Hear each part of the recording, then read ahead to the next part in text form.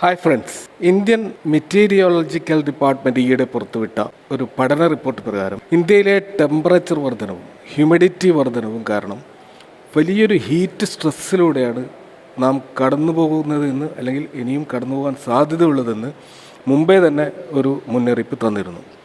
അപ്പോൾ heat stress എന്ന് പറഞ്ഞു കഴിഞ്ഞാൽ നമ്മൾ ഹൈ ടെമ്പറേച്ചറും അതുപോലെ ഹൈ ഹ്യൂമിഡിറ്റിയും കാരണം ശാരീരികമായിട്ട് മനുഷ്യൻ അനുഭവിക്കുന്ന അസ്വസ്ഥതകളും സമ്മർദ്ദങ്ങളും ഒക്കെ ആകത്തുകയാണ് നമ്മൾ പറയുന്ന ഹീറ്റ് സ്ട്രെസ് എന്ന് പറയുന്ന കാര്യം.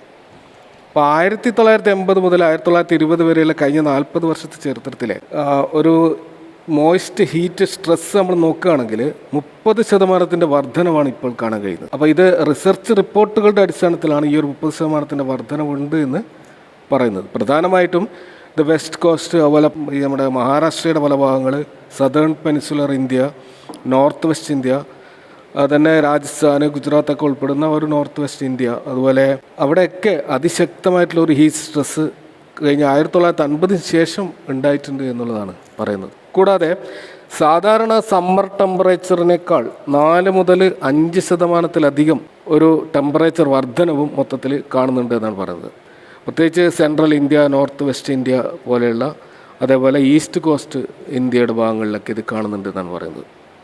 അതുപോലെ ഹോട്ടസ്റ്റ് ഡേയ്സിൽ 38 ഡിഗ്രി സെൽഷ്യസും അതുപോലെ 43 ഡിഗ്രി സെൽഷ്യസ് വരെ വളർന്നതായിട്ടും കാണാം. ചില സമയങ്ങളിൽ മുകൾ പറഞ്ഞ റീജിയനുകളിൽ 47 ഡിഗ്രി സെൽഷ്യസ് വരെ ടെമ്പറേച്ചർ വർദ്ധിച്ചിട്ടുണ്ട് എന്നാണ് പറയുന്നത്. അപ്പോൾ ഈ ഒരു സാഹചര്യത്തിൽ കുടിവെള്ളം പോലെ തന്നെ, അല്ലെങ്കിൽ ശുദ്ധവായു പോലെ തന്നെ വളരെയധികം എസെൻഷ്യൽ ഒരു കാര്യമാണ് എയർ കണ്ടീഷണറുകൾ എന്ന് പറയുന്നത്.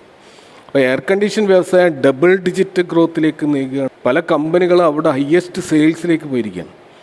ഇപ്പോൾ 11.5 മില്യൺ യൂണിറ്റ് സെയിൽസാണ് ഈ ഒരു സീസണിൽ മാത്രം പല കമ്പനികളും മൊത്തത്തിൽ പ്രതീക്ഷിക്കുന്നത്.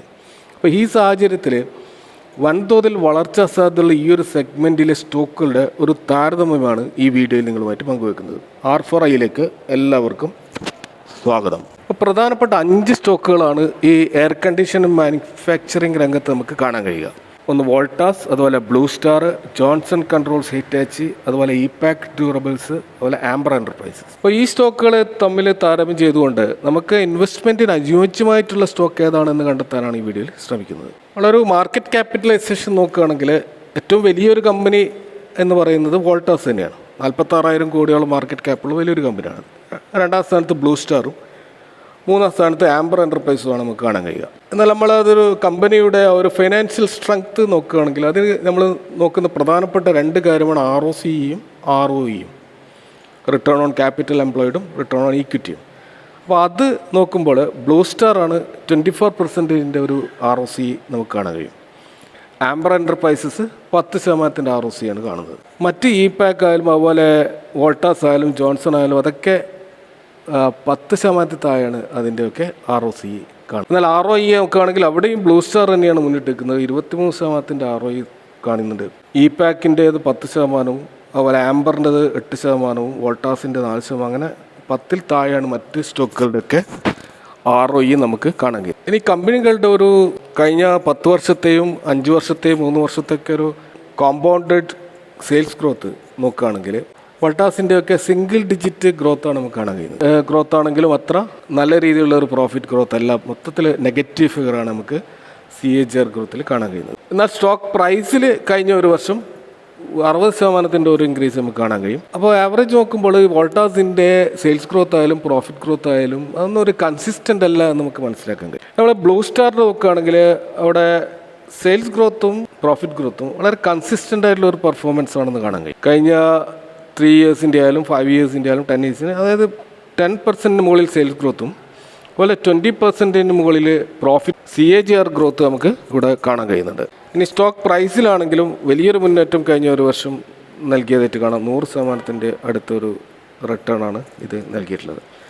അപ്പോൾ എല്ലാ അർത്ഥത്തിലും കൺസിസ്റ്റൻ്റ് ആയിട്ടുള്ള ഒരു പെർഫോമൻസ് നമുക്ക് ബ്ലൂ സ്റ്റാറിൽ കാണാൻ കഴിയും. ഇനി ജോൺസൺ കൺട്രോൾ ഹിറ്റാച്ചീസ് നോക്കുകയാണെങ്കിലും അതിൻ്റെ സെയിൽസ് ഗ്രോത്തും കൺസിസ്റ്റൻ്റ് അല്ല, പ്രോഫിറ്റ് ഗ്രോത്തും അത് രേഖപ്പെടുത്തിയിട്ട് തന്നെയില്ല. അതേപോലെ സ്റ്റോക്ക് പ്രൈസ് CAGRും നെഗറ്റീവ് ഫിഗറിലൊക്കെയാണ് കാണാൻ കഴിയുന്നത്. അപ്പോൾ ജോൺസൺ കൺട്രോൾ ഹിറ്റാച്ചിയുടെയും പെർഫോമൻസ് വളരെ പുവറായിരുന്നു എന്ന് നമുക്ക് മനസ്സിലാക്കാം. ഇനി ഇപാക് ഡ്യൂറബിൾ എന്ന് പറയുന്നത് ഈ അടുത്ത കാലത്ത് 2020 ലിസ്റ്റ് ചെയ്യപ്പെട്ടൊരു കമ്പനിയാണ്.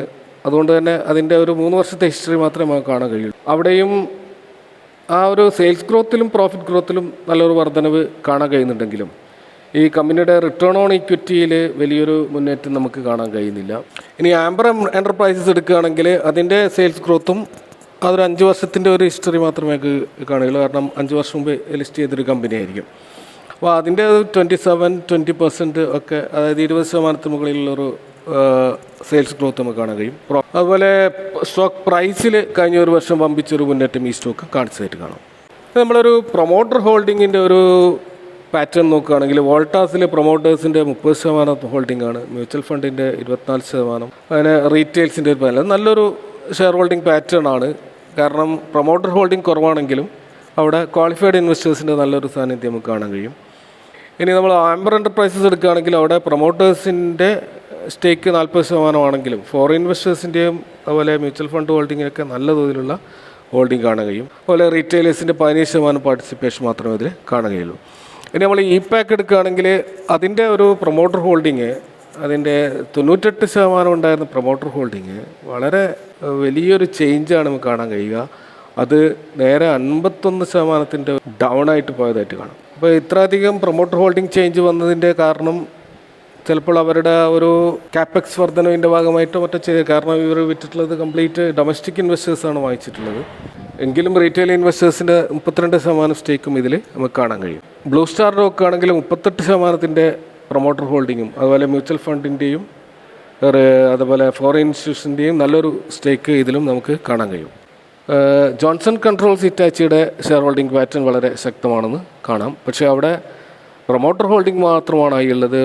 ഡൊമസ്റ്റിക് ഇൻവെസ്റ്റേഴ്സും അതുപോലെ ഫോറിൻ ഇൻവെസ്റ്റേഴ്സിൻ്റെയും ഹോൾഡിംഗ് വളരെ കുറവാണെന്ന് കാണാം. 10% മൊത്തത്തിലുള്ള ക്വാളിഫൈഡ് ഇൻവെസ്റ്റേഴ്സിൻ്റെ സ്റ്റേക്ക് ഇതിലുള്ളത്.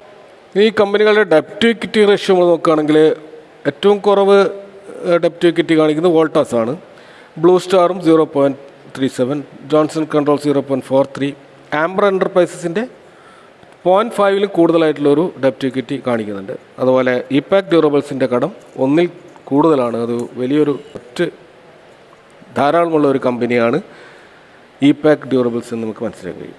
നമുക്ക് ഈ കമ്പനികളിൽ ഇൻവെസ്റ്റേഴ്സ്, ട്രേഡേഴ്സും ഇൻവെസ്റ്റേഴ്സും ഒക്കെ എത്രമാത്രം താല്പര്യം കാണിക്കുന്നുണ്ടെന്ന് നോക്കുകയാണെങ്കിൽ വോൾട്ടാസിലാണ് ഈ അടുത്ത കാലത്ത് വൻതോതിലുള്ള വോളിയം വർദ്ധിച്ചതായിട്ട് നമുക്ക് കാണാൻ കഴിയും. വോൾട്ടാസിൻ്റെ വോളിയം വർധനം ഏകദേശം 46% വർധനവ് കഴിഞ്ഞ ഒരു വർഷത്തെ ആവറേജ് വെച്ച് നോക്കുമ്പോഴും കഴിഞ്ഞ ഒരു മാസത്തെ ആവറേജ് വെച്ച് നോക്കുമ്പോഴും വലിയൊരു വളർച്ചയാണ് നമുക്ക് കാണാൻ കഴിയുക.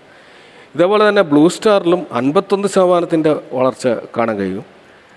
അത് കഴിഞ്ഞ ഒരു വർഷത്തെയും കഴിഞ്ഞ ഒരു മാസത്തെയും ആവറേജ് നോക്കുമ്പോൾ അത് വലിയ തോതിലുള്ള വർധനവ് തന്നെയാണ്.